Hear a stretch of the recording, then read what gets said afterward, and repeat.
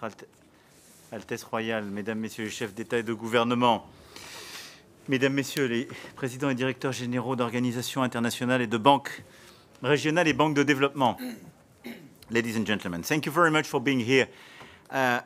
I will just kick off this meeting.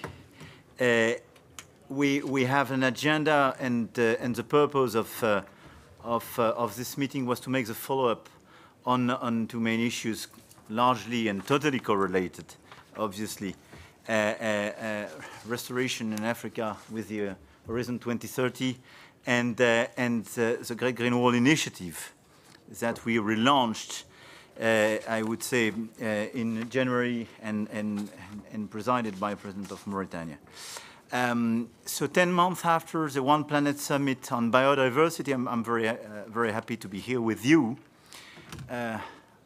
Your Majesty, Your Royal Highness, I wanted to thank you for hosting us and for being here and for being so committed and for having been, I would say, a pioneer, definitely, of all these commitments and with intuitions, with organizations, with commitments, or for bringing so many people with expertise, financing, and so on. So the idea here is to make a follow-up. I remember that in January, on the One Planet Summit, we launched an initiative on $19 billion committed. We are here, and I can confirm this 19 billion. They are committed and they are arriving. Now the question and the purpose of this meeting is to prepare the next steps, et donc de pouvoir avancer ensemble sur les prochaines étapes. Donc voilà, l'idée c'est vraiment de faire un point rapide. Donc dans un premier temps, nous allons parler de l'agenda de restauration en Afrique à horizon 2030 et ensuite de l'initiative de la Grande Muraille Verte. Et sans plus attendre, je propose qu'on lance tout de suite cette discussion. Your Royal Highness, you have demonstrated this strong interest since the One Planet Summit for this major initiative, but we launched a series of other initiatives largely correlated, so I give you the floor. Merci, Monsieur le Président. C'est très gentil à vous. Your Excellencies, ladies and gentlemen, at this vital COP26 conference and following the momentum we built at the One Planet Summit, I am enormously grateful to President Ghazouani and President Macron for inviting me to co-host today's high-level discussion on accelerating land restoration in Africa, the case of the Great Green Wall. And if I may say so, it is a great pleasure to be with you all in person after so many months staring at the screen. Now, nature, people and planet are all part of one common system. Transforming the land sector, agriculture, forestry, wetlands and bioenergy towards more sustainable practices could contribute an estimated 30% of the global mitigation needed by 2050 to deliver the 1.5 degree centigrade target. For example, regenerative agriculture, organic and no-till farming to restore soil fertility, and innovative agroforestry systems could enable agriculture to become a net carbon sink. This offers the real and hugely encouraging prospect of revitalizing rural communities, rolling climate change backwards profitably as it revitalizes rural communities and enhances human health.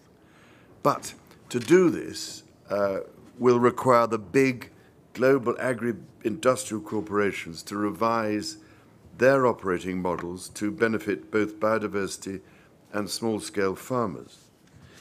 Our objective, ladies and gentlemen, is to transform the lives and livelihoods of millions of smallholder farmers, landowners and fishermen, along with rural and coastal communities all around the world.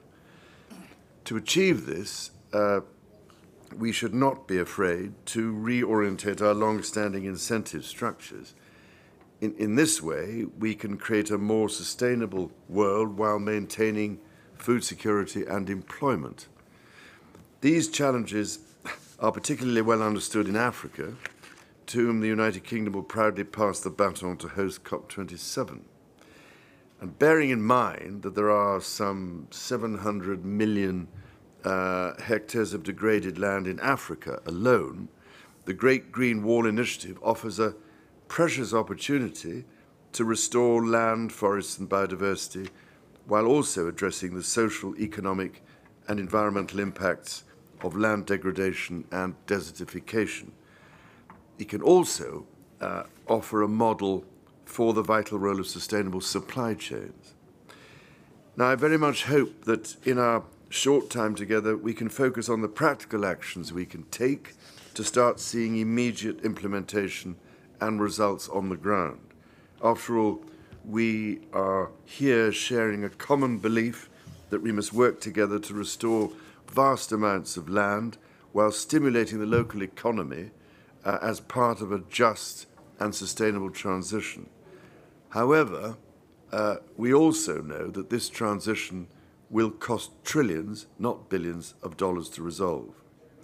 The question now is how to improve rapidly the number of genuinely sustainable projects across a range of public-private mechanisms, including pipelines of private investment. And with this in mind, I'm very glad to be joined by some of the CEOs from my Sustainable Markets Initiative who have been working on this very issue.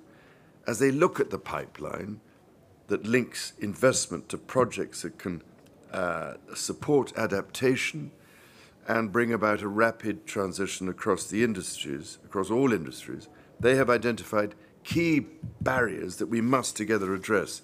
First of all, building capacity for project development with a focus on genuinely sustainable and investable projects at scale.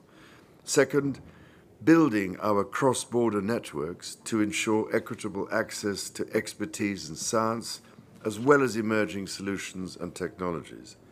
Third, increasing the pipeline of bankable and genuinely sustainable projects and connecting them with the funding sources which are the best fit, be they public, private, or more likely a blend of both.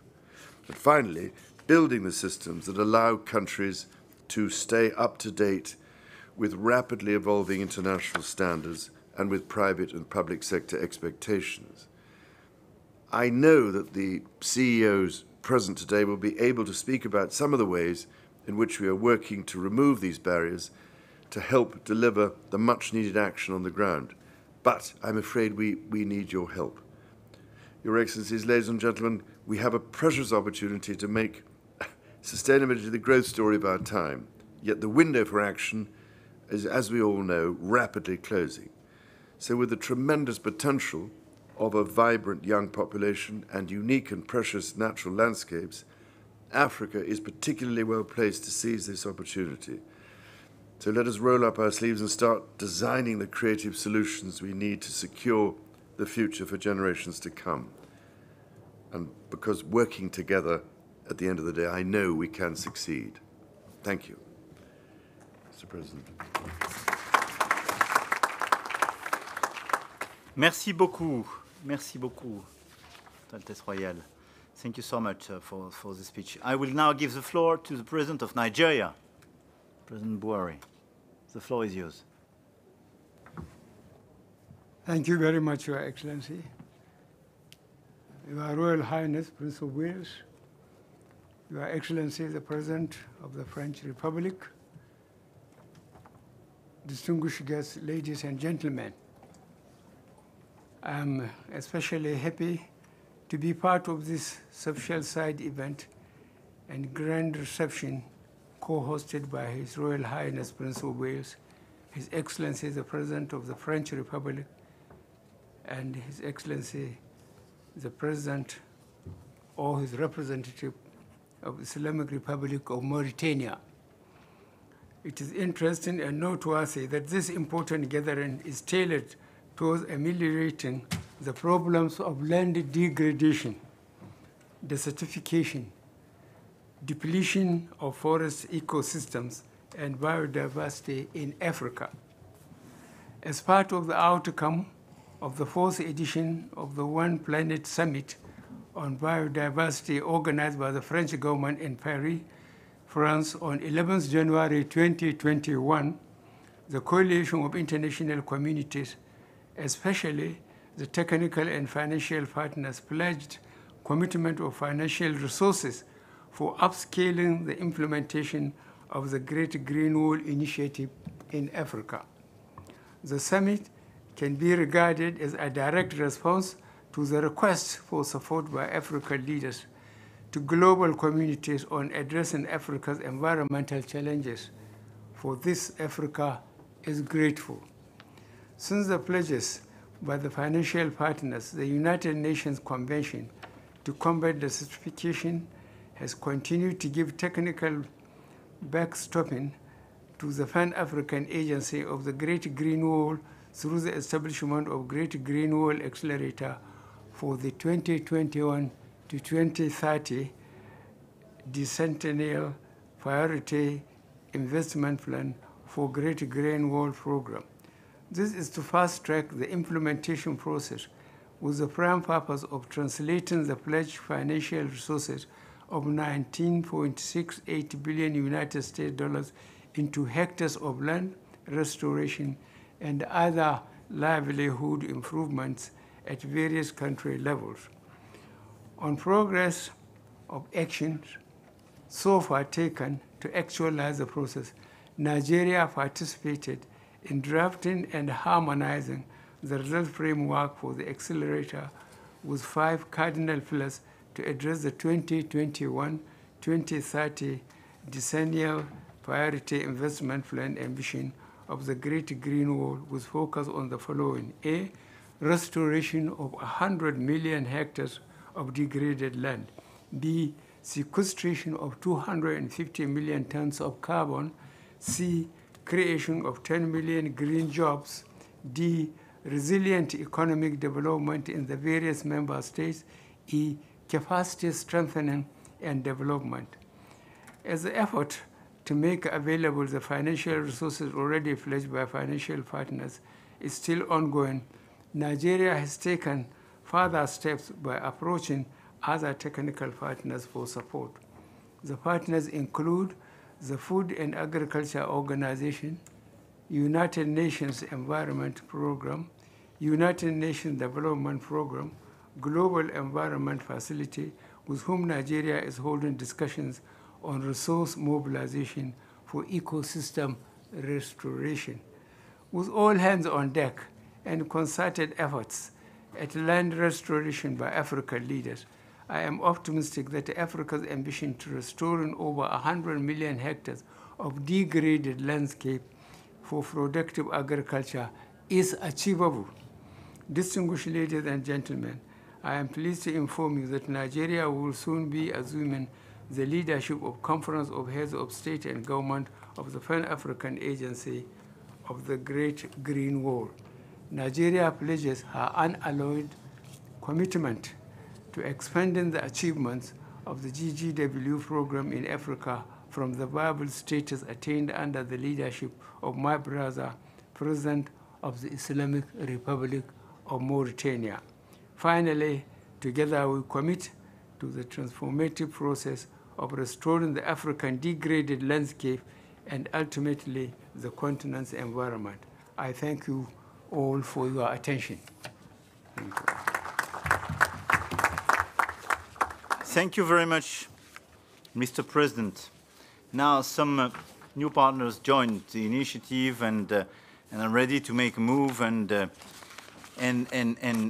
precisely to commit. And I want to thank Jeff Bezos for being here with us. Jeff, once again, thank you very much. I know that you had yesterday a very good discussion with His Royal Highness Prince Charles, and we had the opportunity to discuss several times about this issue.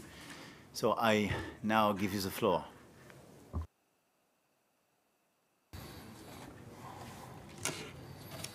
President Macron, Your Royal Highness, President Buhari, distinguished heads of state, ladies and gentlemen.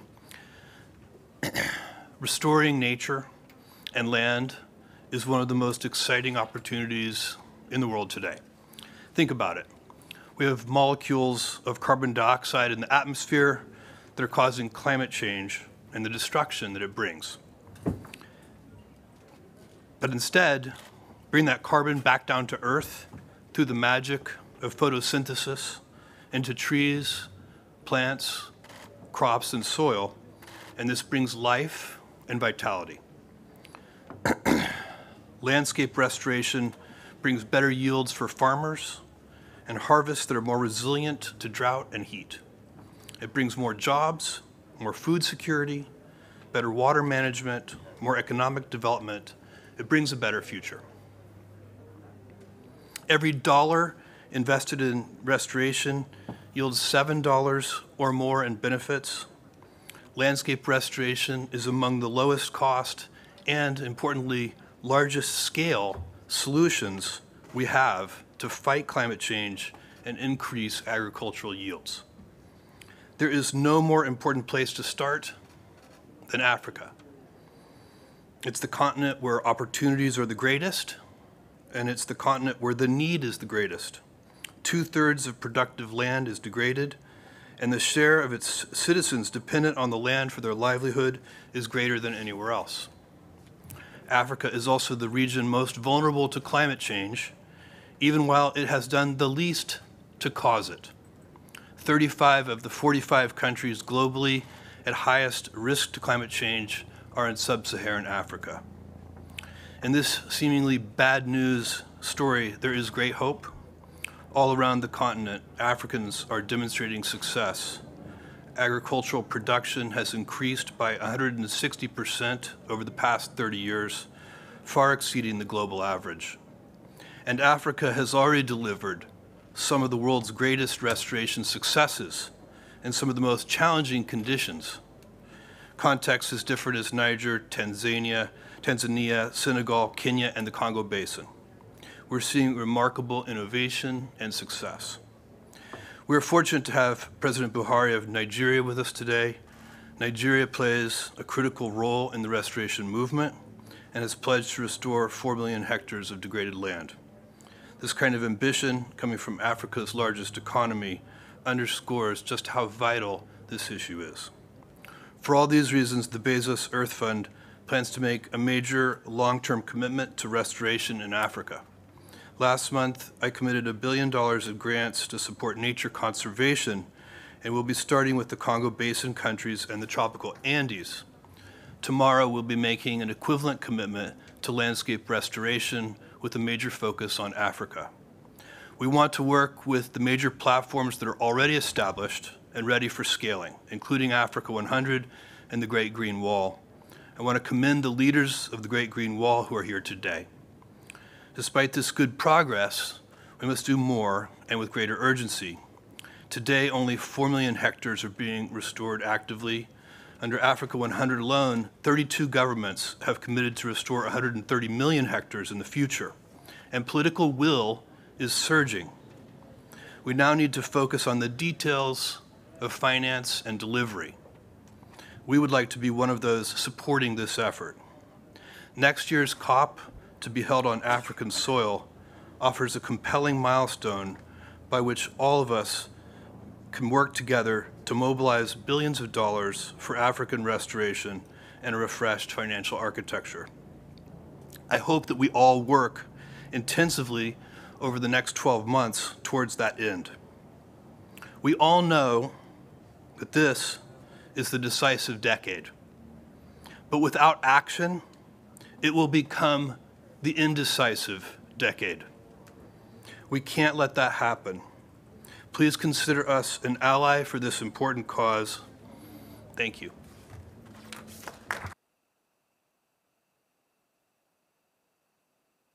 Thank you very much, Jeff. Thank you for the commitments and the clarity of your decisions.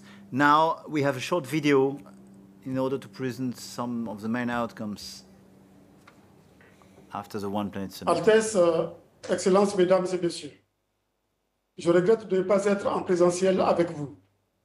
Mais grâce aux prouesses de la technologie, je peux remercier le président Ghazouani, son Altesse le Prince Charles et le président Macron pour m'avoir invité à la présente rencontre.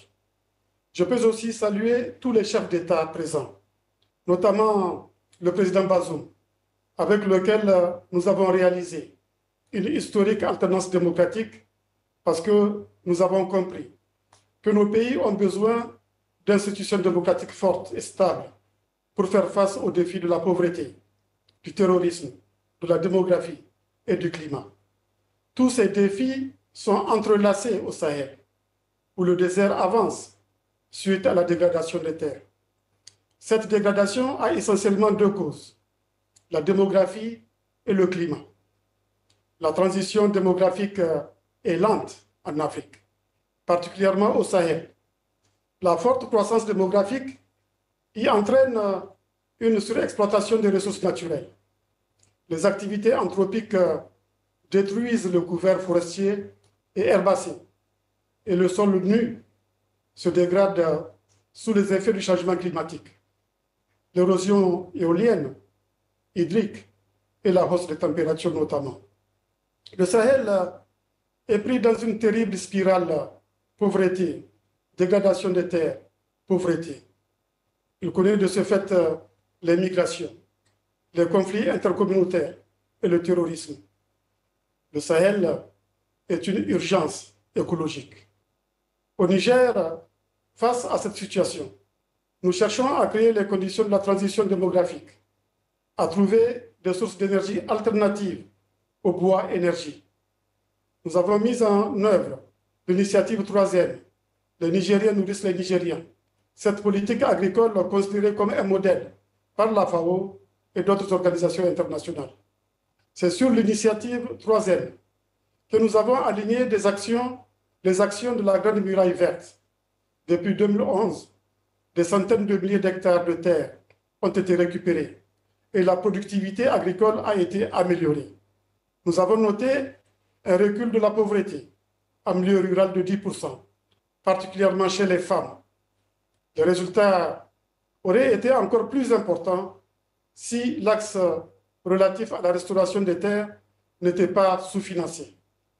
C'est dire que le Niger et les autres pays du Sahel ont besoin de l'accélérateur de la Grande Muraille Verte afin de disposer des ressources suffisantes pour atteindre les objectifs fixés d'ici 2030. Restauration de 100 millions d'hectares de terres dégradées, création de 10 millions d'emplois, séquestration de 250 millions de tonnes de carbone notamment. La Grande Muraille Verte est devenue aujourd'hui un outil de développement rural qui vise non seulement la restauration des terres, mais aussi des actions comme l'éducation, la santé et l'énergie. La Fondation Issoufou Mahamadou est déjà à pied d'œuvre pour y contribuer à travers la création d'un puits de carbone de 5000 hectares ainsi que la construction des classes et des centres de santé. Elle est engagée sur le terrain avec d'autres fondations, notamment Africa Wildlife Foundation. Le Sahel n'est pas une cause perdue. Le bénéfice de la restauration des terres serait 10 fois plus élevé que ses coûts. La Grande Muraille Verte est une forte contribution à la réduction de notre dette écologique vis-à-vis des générations futures. Le temps presse. Les promesses doivent rapidement se transformer en réalité. Je vous remercie.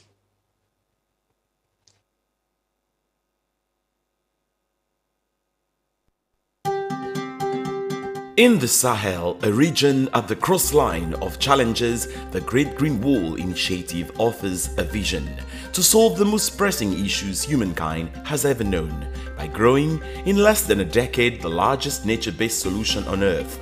At the One Planet Summit during the Great Green Wall Investment Forum in January 2021, $19 billion were pledged to activate 5 pillars of action into a mosaic of initiatives.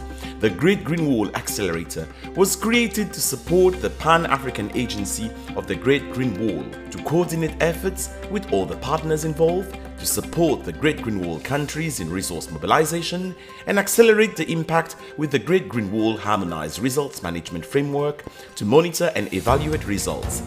Action is being coordinated along 5 pillars, and progress is accelerating. So far, 20 million of hectares of land have been restored. That means new jobs and thousands of tons of carbon back in the soil. Thousands of small medium enterprises benefited through specific support to create prosperity. For For example, in 2021, the Green Climate Fund approved 3 projects. Millions of US dollars will empower populations against climate change impacts. The World Bank Group committed $5.6 billion in January 2021 in the 11 countries part of the Great Green Wall. Of this amount, $4.1 billion is under implementation and 20% has been dispersed. The vision is becoming a reality. Stability, security, and sustainable development are advancing hand in hand while non-state stakeholders are increasingly mobilized, actively working alongside their governments. Young people are determined to turn the Great Green Wall region into a belt of opportunity. Scientists are monitoring and evaluating the impact of our collective efforts. And collectively, as we strive to turn those dollars pledged into healthy and productive hectares, we can go further and faster together. To meet our goals by 2030, 8 million hectares of additional land should be under restoration by the end of 2022. Our vision, the Sahel as a land of opportunity for all. With the Great Green Wall, Africa's natural wonder of the world, a reality for everyone. Altesse royale, Excellences, Mesdames, Messieurs les chefs d'État et de gouvernement, Mesdames, Messieurs, je me réjouis de me joindre à vous pour cette rencontre visant à soutenir le projet de la Grande Muraille Verte dans le cadre des travaux de la COP26 Glasgow. C'est une excellente initiative pour une urgence majeure en Afrique où la dégradation des conditions de vie de millions d'hommes et de femmes s'aggrave au quotidien sous l'effet du changement climatique, de la sécheresse et de la désertification. De Dakar à Djibouti, sur près de 8000 km, la Grande Muraille Verte vise à contribuer à la restauration de la biodiversité et atténuer les effets de l'ensablement, de l'érosion et de l'appauvrissement des sols. Elle s'inscrit ainsi dans la mise en œuvre des objectifs de développement durable en Afrique, combinant à la fois les efforts de reboisement et la lutte contre la pauvreté et l'insécurité alimentaire. Ces efforts, nous les menons de façon soutenue au plan national, avec notamment la plantation de plus de 12 millions d'arbres au Sénégal. Je salue et soutiens la dynamique créée au sommet One Planet de janvier dernier, afin de mobiliser 14,3 milliards de dollars en soutien à la Grande Muraille Verte. L'ambition est appréciable. Elle le sera davantage si nous la traduisions en actes de façon diligente et concrète. En même temps, faisons en sorte que la Convention de lutte contre la sécheresse et la désertification en Afrique reste au cœur des priorités de l'agenda environnemental au même titre que les autres conventions de la génération de Rio 1992. Le temps d'agir, c'est maintenant. Je souhaite plein succès à vos travaux. Merci. Je remercie les présidents Issoufou et Sall pour les vidéos qu'ils nous ont enregistrées et ainsi transmises.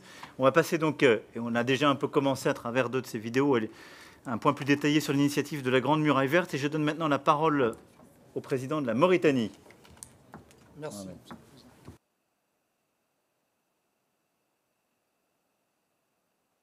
Pardon.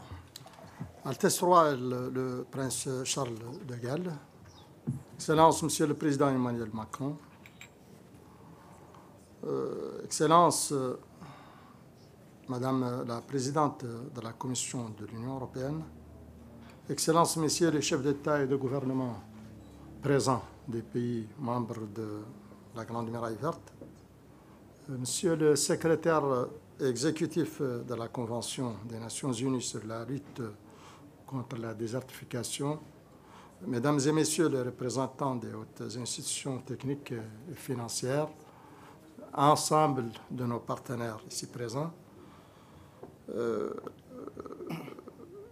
Cette rencontre de haut niveau qui se tient aujourd'hui en marge de la COP 26 nous offre l'occasion de revenir sur l'important défi de la restauration des terres en Afrique et plus particulièrement sur la mise en œuvre de l'initiative de la Grande Muraille Verte.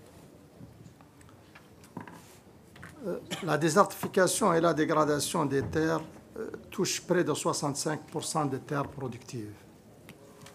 Elles sont accentuées par la croissance démographique, les effets de changement climatique, la pauvreté, la faible diversification et la productivité limitée de l'économie rurale et le manque d'accès aux technologies innovantes. C'est pour faire face à l'ensemble de ces problématiques que nous avons créé l'initiative panafricaine de la Grande Muraille Verte, qui s'appuie sur une approche écosystémique et multidimensionnelle, intégrant des actions de restauration et de gestion durable des terres, le développement de filières génératrices de richesses et d'emplois et le renforcement des capacités des populations vulnérables, notamment les femmes et les jeunes. En renforçant la résilience et la productivité des écosystèmes naturels, on améliore la durabilité des moyens de subsistance des populations, on améliore la sécurité alimentaire et la croissance économique, on améliore la stabilité et la sécurité, et en même temps, nous nous inscrivons ainsi dans la droite ligne des principes des agendas 2030 et 2063, ainsi que dans l'esprit de la décennie des Nations Unies pour la restauration des écosystèmes. Durant la décennie passée, les progrès de la mise en œuvre de la Grande Muraille Verte sont demeurés assez lents en raison de la faiblesse des ressources mobilisées. Il est donc nécessaire d'accroître le rythme et l'étendue de la restauration des terres. Cette ambition ne pourra se réaliser qu'à travers une augmentation des financements, une mise en cohérence des interventions des partenaires et une gouvernance institutionnelle adaptée. Et je voudrais ici remercier très sincèrement Son Excellence, M. Emmanuel Macron, président de la République française, Son Altesse royale le Prince Charles de Galles, ainsi que tous les partenaires techniques et financiers qui se sont engagés à nos côtés, notamment à travers l'initiative de l'accélérateur de la Grande Muraille Verte. Cet engagement s'est matérialisé le 11 janvier 2021 à Paris, lors du One Planet Summit, par l'annonce de la mobilisation de près de 20 milliards de dollars sur la période 2021-2025 pour soutenir les 5 piliers de l'accélérateur. Aujourd'hui, 10 mois après cette annonce, nous espérons que toutes les dispositions sont en place pour permettre à nos pays de formuler des projets novateurs et d'accélérer et d'accéder plutôt à ces ressources de manière plus rapide et plus flexible. Nous invitons le secrétariat de la Convention des Nations Unies sur la lutte contre la désertification qui coordonne l'accélérateur, ainsi que l'ensemble des partenaires à travailler activement et de manière concertée et cohérente avec les pays de la Grande Muraille Verte pour concrétiser nos engagements envers les populations. Nous insistons également sur la nécessité de plaider dans le cadre des négociations à venir afin que la restauration des terres puisse bénéficier de financements climatiques. Je vous remercie, Monsieur le Président. Merci beaucoup, Président, et merci pour votre mobilisation depuis tous ces derniers mois avec des réunions régulières et beaucoup de leadership pour qu'on retrouve une dynamique. Je vais maintenant donner la parole au Président de la Banque mondiale. Cher David Malpass, merci beaucoup d'être là. Dear David, thank you so much for being here and so committed. And the figures are very impressive. So I give you the floor. Thank you very much, President Macron. Thank you also, President Buhari and President Ghazouani, Your Royal Highness, Jeff and Brian, and Excellencies. So I'm pleased to be here, Emmanuel, and to join you, everyone, to discuss this challenge. This is one of the vital challenges in the world. It faces the people of Sahel, and the importance of the Great Green Wall is preeminent in the climate agenda, as well as I think Jeff made clear. So it's a critical time. The countries and the people are facing COVID-19 and also nature loss at the same time, and fragility. Our estimates show that 86 million Africans would migrate by 2050 if nothing is done. Niger alone could have over 19 million people in internal climate migrants. We heard President Issoufou highlighting the challenges also of education, of energy, and of health, which are daunting. The situation is dire. The One Planet Summit it re-emphasized the importance of the Great Green Wall Initiative. The World Bank committed nearly $6 billion through ongoing and new projects in the 11 countries of the Great Green Wall.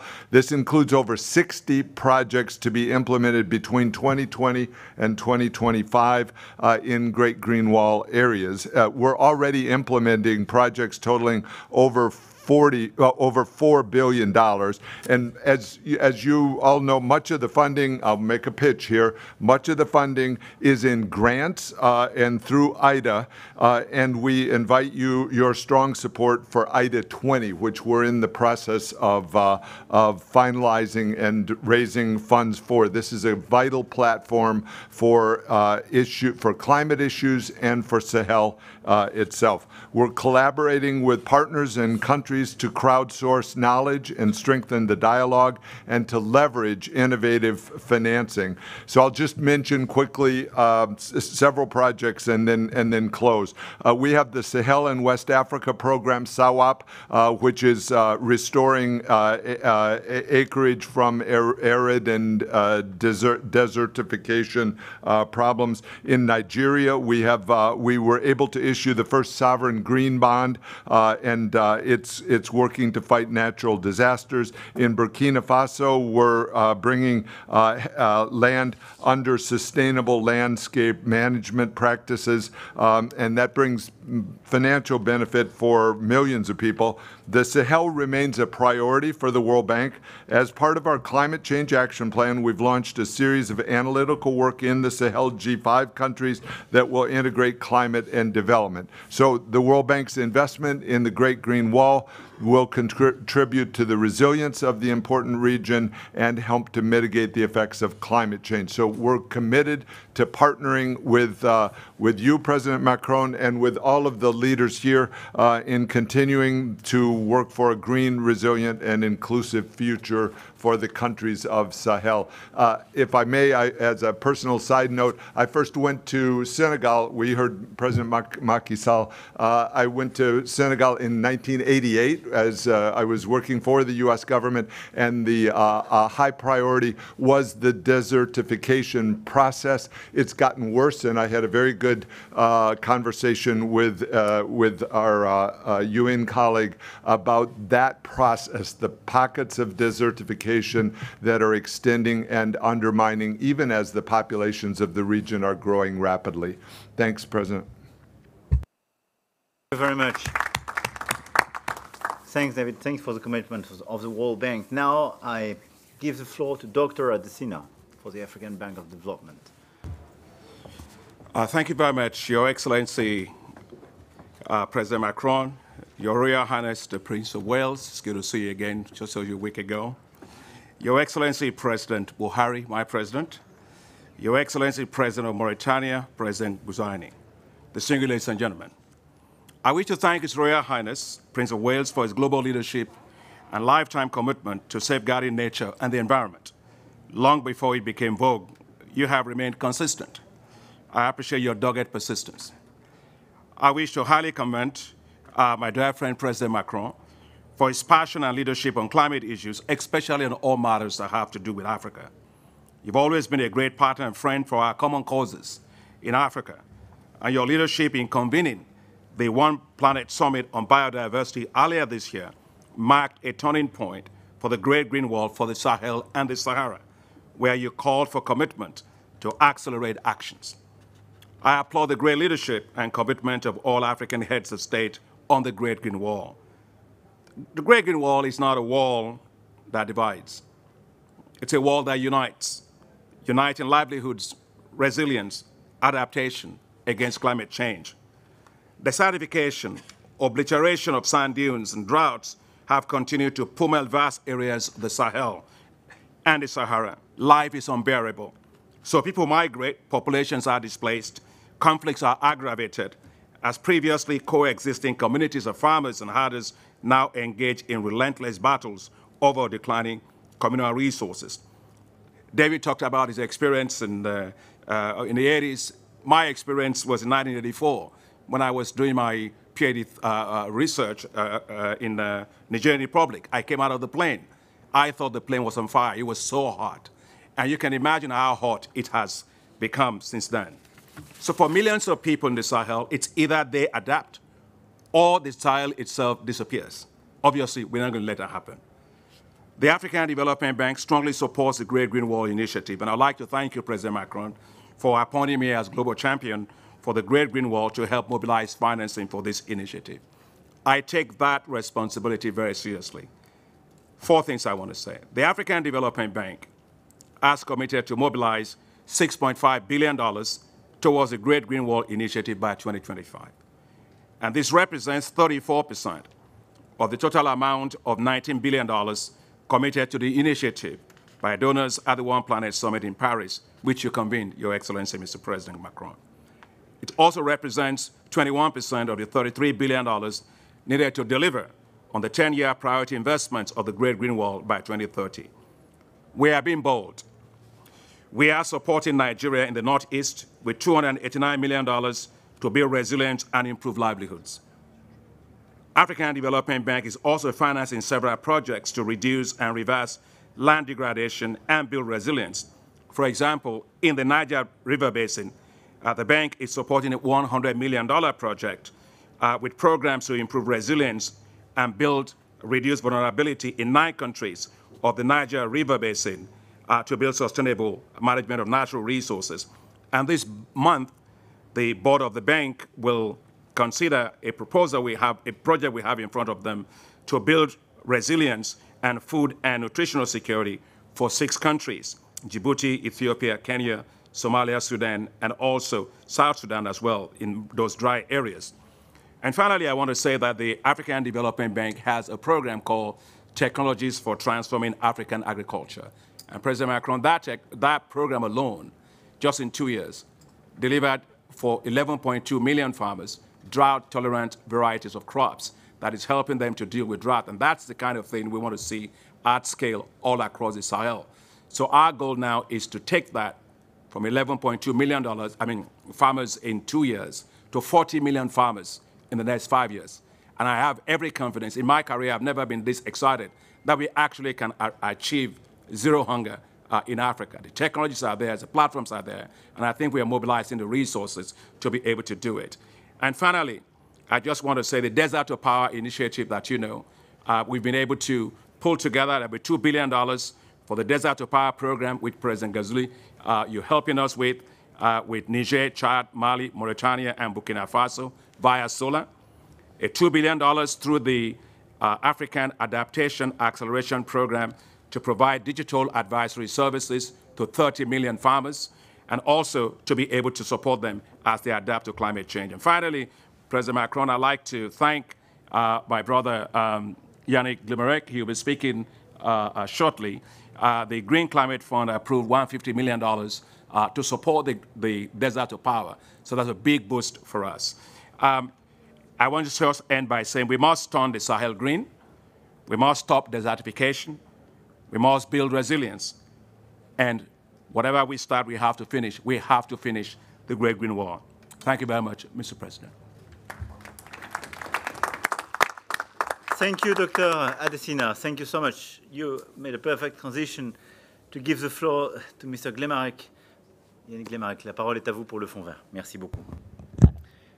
Thank you very much, Your Excellency President Macron, Your Royal Highness, the Prince of Wales, Your Excellency President Rosenwy, the Excellencies and distinguished guests. On behalf of the Green Climate Fund, I am very grateful for this invitation to join this discussion on the Great Green Wall. Land degradation is both a cause and a consequence of climate change, and land restoration is a solution to climate change. The vision of the Great Green Wall Initiative to restore Africa's degraded landscape will enable the region to achieve multiple development objectives, from strengthening food security and creating jobs, to recovering from the COVID-19 pandemic, fostering peace and security, and addressing the double climate and biodiversity crisis. The Green Climate Fund's ambition is to accelerate climate innovation and investment in developing countries. We are mandated to allocate half of our resources to adaptation, prioritizing African states, seeds, and LDCs. GCF has approved 29 public and private sector projects in Sahelian countries, totaling over $1 billion of GCF financing and almost $2.5 billion in co-financing since 2019.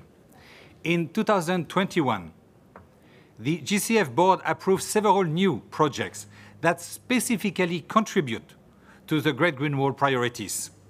Let me very briefly mention three of them. The first is the $83 million Africa Integrated Climate Risk Management Program with IFAD, the International Fund for Agricultural Development, which aims to build climate resilience of farmers in 7 countries and will benefit over 5 million people. Similarly, the Desert to Power project with the African Development Bank, as already mentioned by my dear colleague, the President Adesima, I can move it. Which will benefit several million people and foster a bioeconomy in the Sahelian region. A last example is a project with the Banque Africaine de Développement de l'Ouest, West African Development Bank, to develop climate-resilient agricultural practices in Niger. This $53 million project, including 35 million of GCF financing, will benefit over 1 million people. The political momentum behind the Great Green Wall initiative must be maintained. Effective coordination will be key to support the efforts of Sahelian countries. GCF stands ready to deepen its engagement and contribute to the success of the Great Green Wall initiative. Thank you very much for your attention. Merci beaucoup. Je donne maintenant la parole à Madame Hindou Marou Ibrahim. Tchad. Merci beaucoup, Excellence. Your Highness, Excellencies, distinguished guests. Thank you for the opportunity to address you here in this important meeting as a Sahelian woman. I come from a nomadic communities, and for centuries, we have lived in peace between farmers and cattle herders. Today, rural communities are already living through climate warming, inter-communities conflict to access the few remaining resources, such as water, pastures, or just a piece of fertile land. This is what reinforces the tensions that are used by terrorist groups, which lead us into insecurity. In the Sahel, rural communities are already experiencing the impact of climate change and also the land degradation.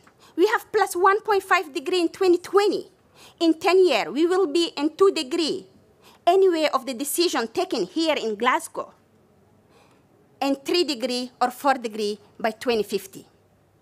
But I'm not here to talk to you about the climate impact that you already know. But I'm here to talk to you about the Sahel, the land of hope. The Great Green Wall is a hope of peace, development, and prosperity for these communities, which are for the moment left behind with no support from the $100 billion that we talked about it for years. In my community, we live in harmony with nature thanks to our traditional knowledge that has served in a lot of advantage. First, we help to fertile the land with cow shit and capture carbon in the soil, and we protect biodiversity by giving ecosystem time to get regenerate in a natural way, just with our transhumance. Second, our traditional knowledge is concrete for adaptation and resilience for communities because my grandmother, who didn't go to school, but who is an expert in drought-resistant varieties, she makes seasonal weather forecasts by observing the birds' migration, the direction of the wind, and even the behavior of her own cattle, which allowed us to know the water point that remain active during the worst drought. In the end, we produce milk and meat which are carbon neutral. This is proven by recent study. If one day, His Highness or Excellencies, you are offered to eat an indigenous burger, you can be sure that is has a positive impact on the climate and biodiversity, which is not the case if you go to McDonald's or to the Burger King. Excellencies, the Green Great Wall is therefore a great opportunity. But to succeed it, you need us. You need rural communities, indigenous peoples, those women and men. You need my grandmother, who do not speak French or English, who often cannot read or write, but who have the PhD on environmental protection. We will not build great green wall in the offices. No. To be successful, two things are essential. First, be sure to clarify land rights. We must not make the mistake that was made in Europe to industrialize agriculture and by depriving the population already there of their land. It won't work if we keep stealing the land of the peoples.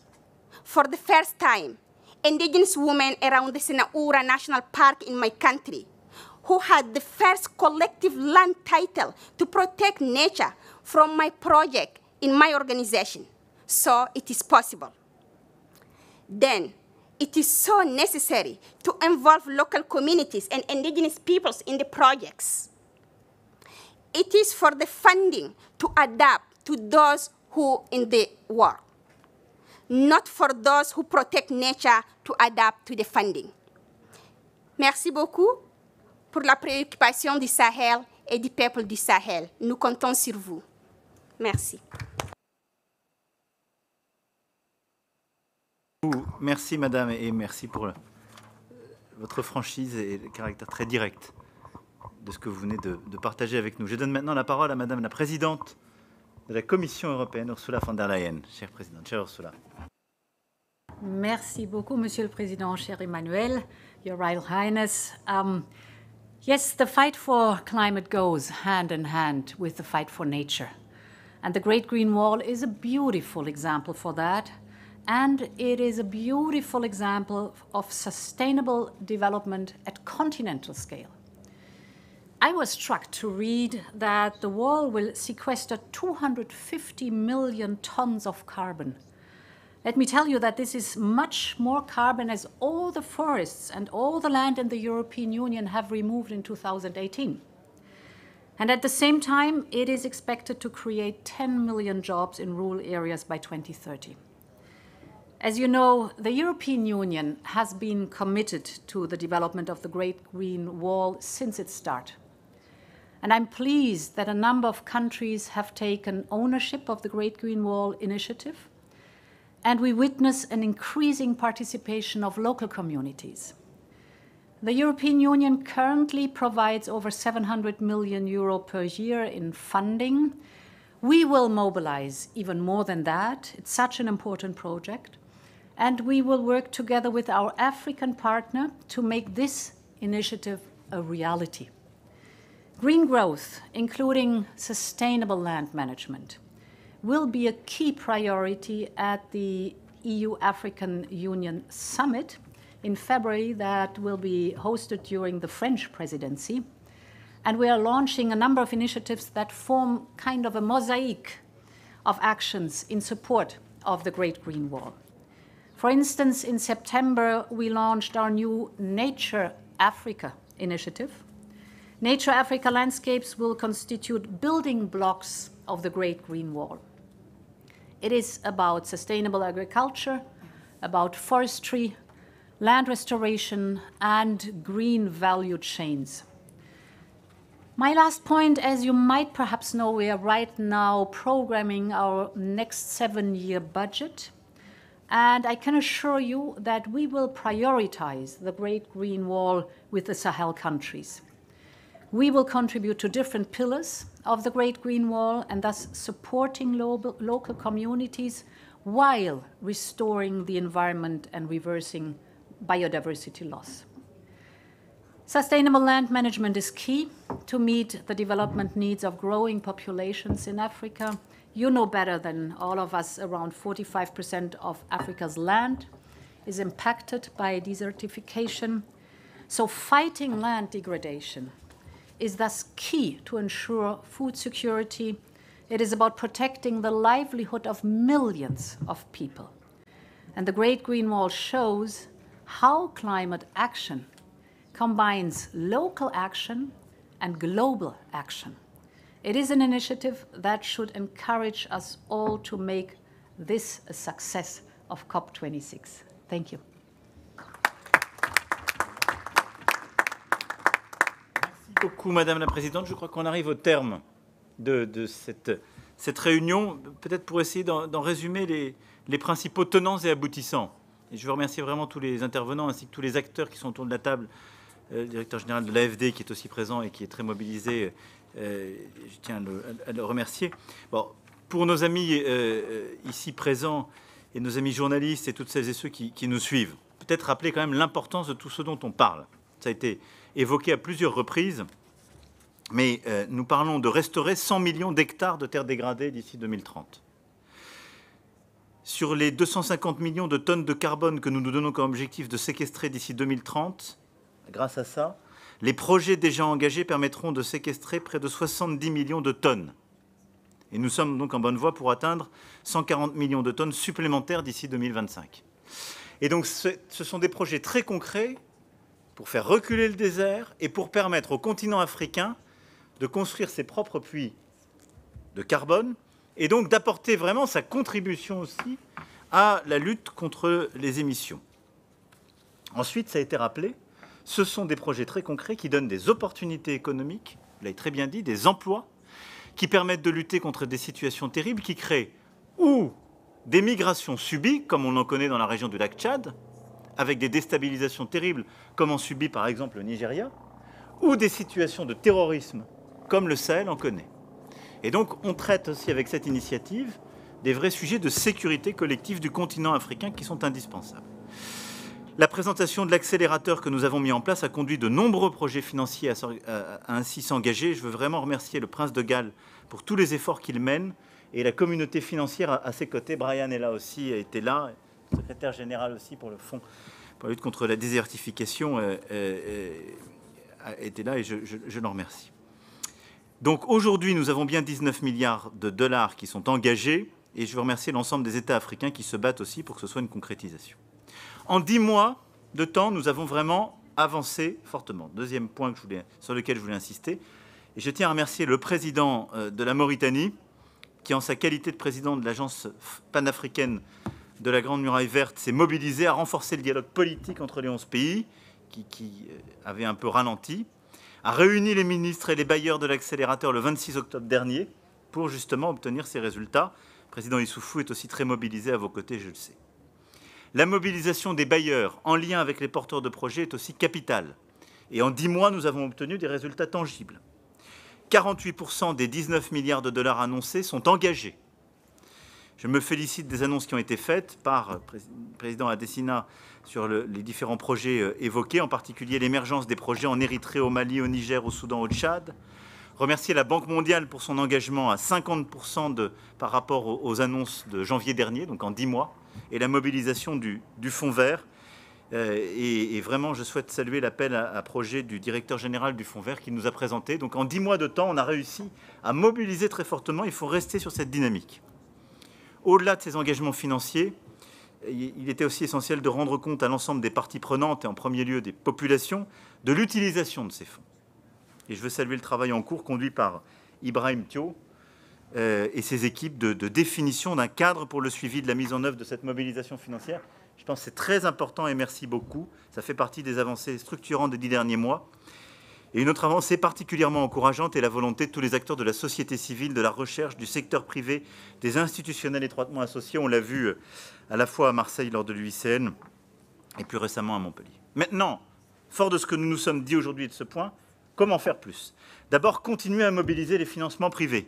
Donc, je veux remercier Jeff Bezos et sa fondation qui a annoncé un financement de $1 milliard dédié à la restauration des terres en Afrique. Merci, Tête Royale, de votre mobilisation, y compris ces dernières heures, pour convaincre pleinement. C'est une très bonne nouvelle et vraiment, je remercie la Fondation Bezos pour cela.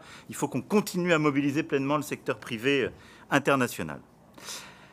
Notre deuxième objectif, fort de ce qu'on s'est dit, et vraiment Hindou Oumarou Ibrahim l'a, je trouve, très bien dit à travers sa métaphore du hamburger, on a besoin que les projets qui sont portés par les Africains, le secteur privé africain, soient pleinement accompagnés. Et le risque qu'on court, c'est qu'on arrive à engager sur les grands projets, mais qu'on ait en quelque sorte un gap qui n'est pas simplement financier, mais qui est aussi technique, juridique, culturel.